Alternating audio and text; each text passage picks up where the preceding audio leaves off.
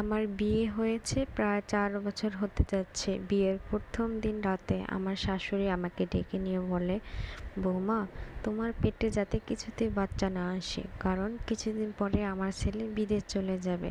আমাদের love marriage ছিল, ভালোবেসেই বিয়ে করেছিলাম আমরা।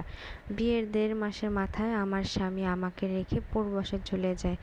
আমার স্বামীকে আমি অনেক কয়বার বারণ করেছিলাম যেন সে বিদেশ আর না যায়। দেশে বসে যতটুকু ইনকাম করবে আমি ততটুকু নিয়ে সন্তুষ্ট থাকবো, কিন্তু এ বিষয়ে আমার স্বামীর মত থাকলেও আমার শাশুড়ির এতে কোনো আমার শাশুড়ি বলেছে যে তার ছেলেকে বিদেশ যেতেই হবে।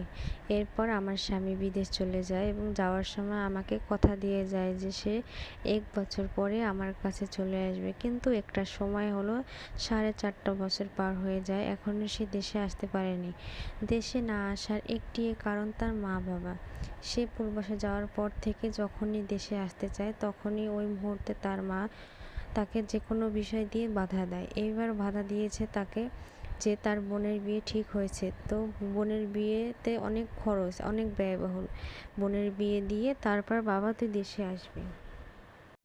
আমার শ্বশুর বাড়ির নিয়ম অনুযায়ী সকালে যদি ছেলেপক্ষ দেখতে আসে তাহলে বিকেলেই বিয়ে হয়ে যায়, মানে সকালে মেয়েকে দেখে যদি ছেলেপক্ষের পছন্দ হয় তাহলে বিকেলে ১০ থেকে ১৫ জন লোক এসে তাকে নিয়ে যাবে। ঠিক আমার বিয়ের সময় আমার শ্বশুর শাশুড়ি এরকম নিয়ম করেছে। আমার বিয়েতে আমার মা বাবার খুব ইচ্ছে ছিল খুব ধুমধাম করে ৪-৫ গ্রামের সবাইকে নিয়ে, আত্মীয় স্বজন, বন্ধু বান্ধব সবাইকে নিয়ে আমার বিয়ে দেবে। কিন্তু আমার শ্বশুর শাশুড়ি তাড়াহুড়ো করে বাজার থেকে একটা নর্মাল শাড়ি আর কিছু জিনিসপত্র নিয়ে এসে আমাকে নিয়ে চলে যায়। এতে আমার মা বাবা কোনোই ঝামেলা করেনি, কারণ আমার বিয়ের কথা গ্রামের আত্মীয় স্বজন, বন্ধু বান্ধব সব লোকেই জানে। একবার যদি আমার বিয়েটা ভেঙে যায় তাহলে গ্রামে আমি কলঙ্কিত থাকবো। এই কথা চিন্তা করে আমার বাবা মা আমার শাশুড়িকে কিছুই বলেনি।